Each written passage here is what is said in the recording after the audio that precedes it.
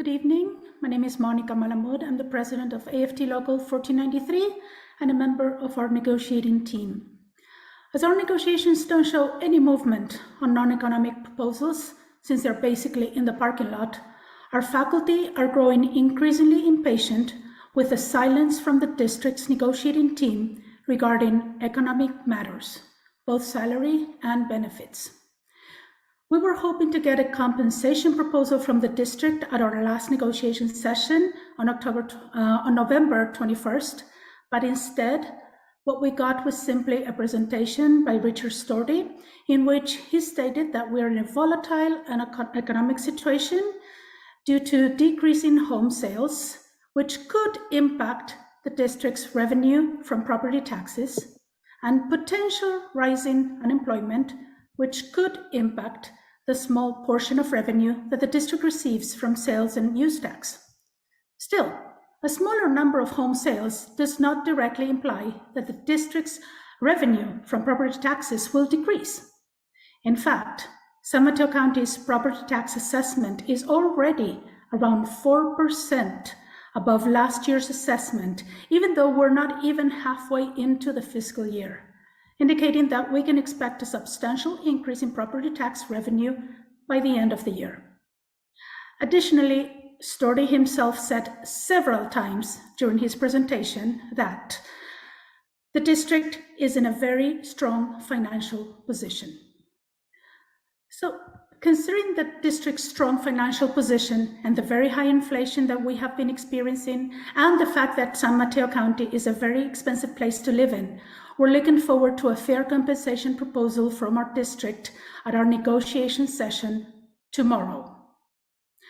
Also, regarding salaries, we expect the district to make a significant contribution towards closing the pay parity gap for part-time faculty. And as a reminder of the district's commitment to closing the parity gap, I will read Article 8.15.d of the faculty contract, and I quote, "The district acknowledges that parity is not an abstract concept, but a clear goal." 30 seconds. It's a clear goal that it is contractually obligated to achieve. To that end, the district further acknowledges that parity cannot be achieved without the district allocating funds to adjunct compensation over and above faculty raises. The district therefore commits to dedicating additional funding for instructional adjunct salary increases above and beyond salary increases for all faculty until parity is achieved. Thank you. Okay, thank you. Are there other speakers? Yes, Mr. President, Joaquin Rivera. Good evening. I am Joaquin Rivera, AFT Local 1493 Co-Vice President and Chief Negotiator. With regards to health benefits, we're waiting for the district's response to our proposal on medical caps for full-time faculty, as well as on a response to our proposal for part-time healthcare benefits, which we presented almost 3 months ago. I would like to remind you that the California budget includes over $200 million dedicated to part-time healthcare benefits, and districts which offer its part-timers quality, affordable plans are eligible to be reimbursed for up to 100% for the cost of these plans. At the last negotiation session 3 weeks ago, the district stated that the cost of offering healthcare to part-timers was very high. The district's chief negotiator said that the cost was $20 million. We asked the negotiating team how they had arrived at this cost estimate. And since they could not provide the answer themselves, Bernarda Slater and Peter Fitzsimmons were invited to provide the rationale for this estimate.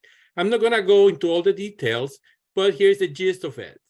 The district estimate assumed that part-time healthcare was offered to 1,296. Yes, 1,296 part-time faculty. Is that a reasonable estimate? Not at all. When did our district have 1,296 part-timers? Never. The district knows how many part-timers it currently employs. How many? Currently 505. So the number of part-timers that the district used to estimate their healthcare costs is over 2.5 times the current number of part-timers. It is also over 5 times the number of part-timers who will have been eligible to choose district-provided health benefits based on having a load of at least 40% of FTE in the district this fall. Did the district chief negotiator and district staff think that we will not catch on their outrageous assumptions? Does this district think that faculty are dumb? How can we, or you for this matter, 30 seconds. believe any of the numbers the district presents after this fiasco? Things have not improved since the last time I was here in front of you. I'm imploring the board to do everything in your power to ensure that the district's negotiating team and district staff are prepared for negotiations and treat our team respectfully. Thank you.